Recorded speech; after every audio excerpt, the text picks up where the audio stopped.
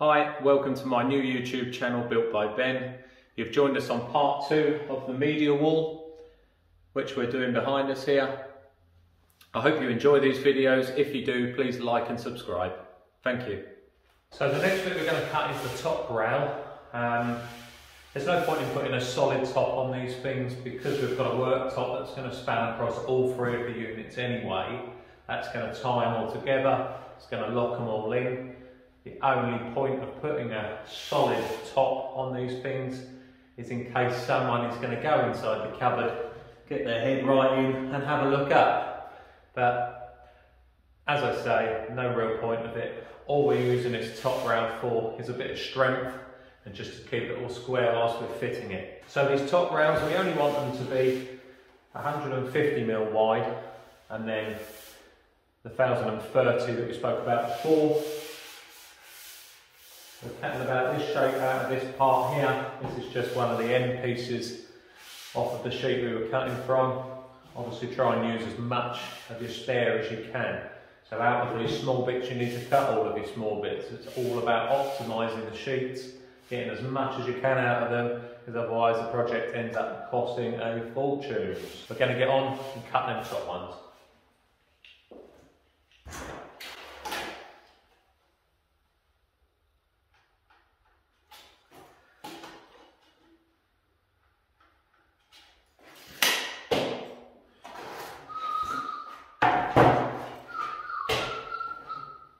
When you're cutting long thin strips like this, it's always best to do your height first, or your length first, because if you cut all of your strips first, it then becomes very difficult to use this rail saw to then cut your small lengths.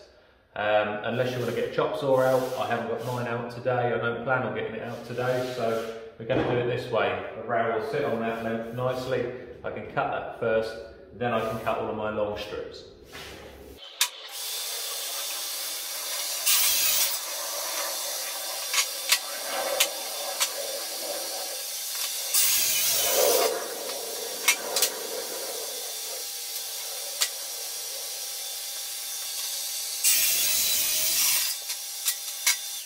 So even with this small little strip here, I can still use that as one of the 50mm upstands for the plinth. Might only be cross sections, but just hold on to all of these little bits, they all come in handy.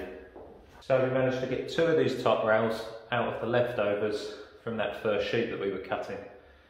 We obviously need 3 altogether.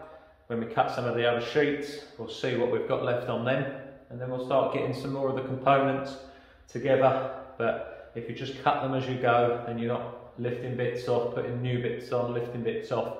Just cut a whole sheet at a time, put them in their piles, and then we can carry on with a whole new fresh sheet.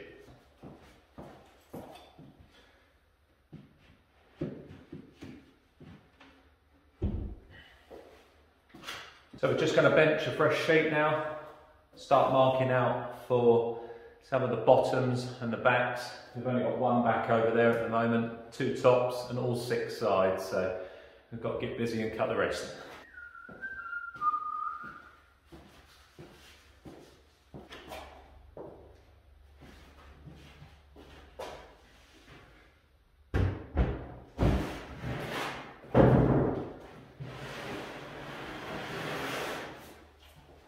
So because we know the rest of the components that we need for this unit have got to be 1030mm, it's a lot simpler now just to cut the whole sheet to 1030.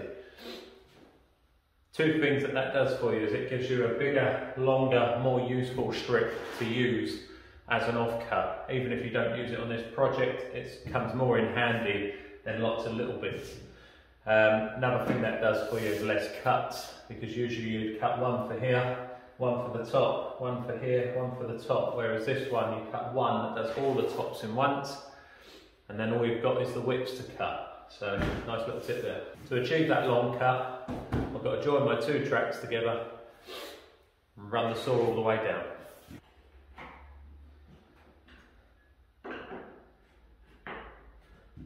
So when marking a long cut like this, I always make 3 marks and then if you've got one of them wrong for some reason, the other two will tell you. So if your long ruler, or your track guide in this case, doesn't match all three, then just check the measurements again, see which one's wrong, correct it, start again.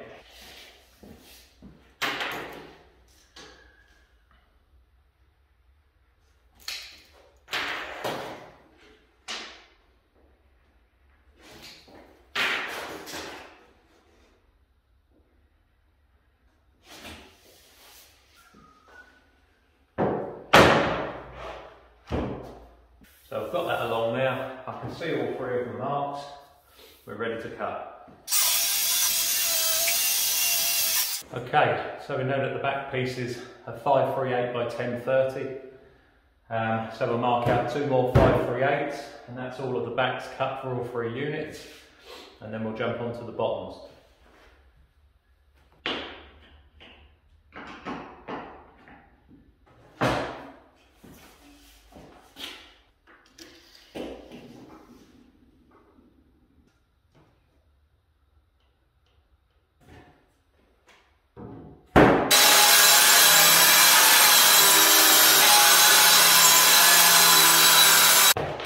Okay, so what we're going to do here, we've got our spare bit here just acting like a bit of a level board at the moment. So what we're going to do, because we want a void at the back of this for services, we might have some wires running around the back. So what we can do is lift that up,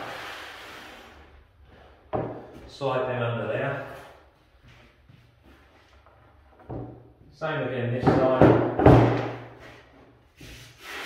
We're going to build this unit on its back, because that's the easiest way to do it at this stage. So we need 2 sides now to be sitting down here.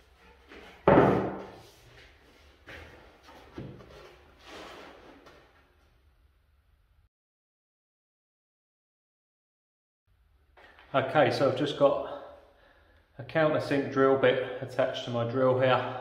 You can see that.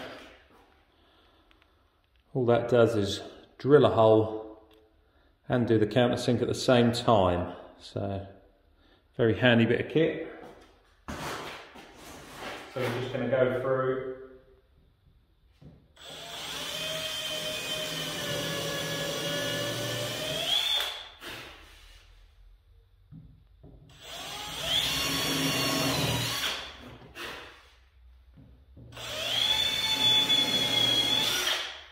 We don't want to go too deep, we're only trying to just lose the head of the screw.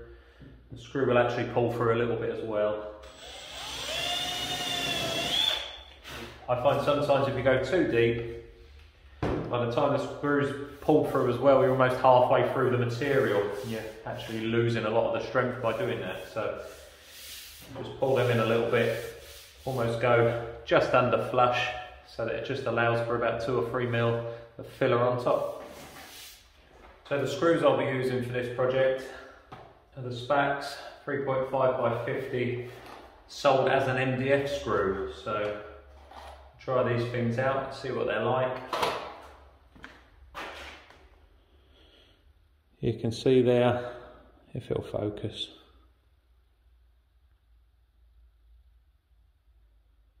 You can see there they've got a pointed top on them. And they're also star driven, which is a lot better for us carpenters at the moment, because stops any slip out. We'll give these things a go. Okay, so we just want to put a small bit of PVA glue along here before we screw that in.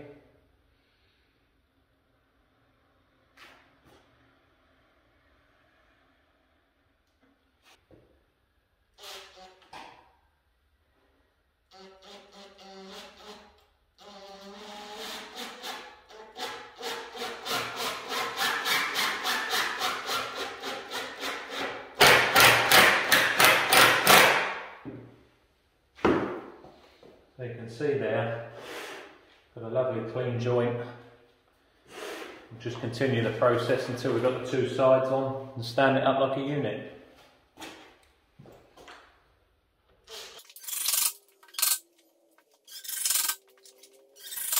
As soon as we tighten those screws, all of that glue comes out of there.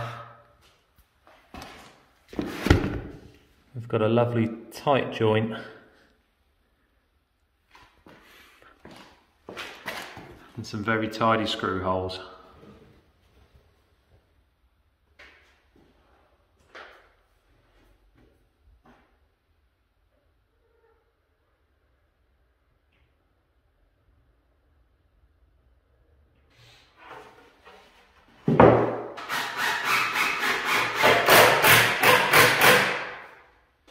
Okay, so in these corners here, where you have got the glue coming out a touch, just want to use a little bit of damp cloth. I use these wipes. Anything with a little bit of moisture on it will just take the excess PVA off. Keep it a lot cleaner for when it's painted. Gives you a more professional job. You now take the spacers from underneath.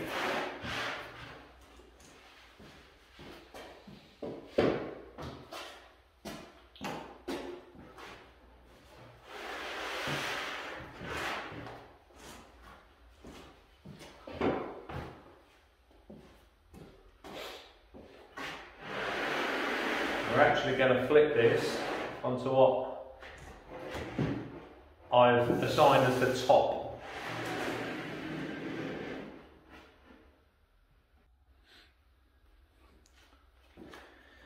So looking at that as an upside down carcass, this is going to be our top rail. I'm going to slide that in there, make sure that it looks reasonably right. You're never going to know until you actually screw it home. But it looks good to me. So a good way of checking this is to just take this measurement again, bang on 1030, which is what we were working to earlier. We've got 1030 there. So once that's all clamped tight and screwed together, you know that that's the right size. So what we're going to do with that, just to show you the technique, is we're going to put some pocket screws in that top rail and fix it from underneath. And that'll just show you guys how a pocket hole machine is used.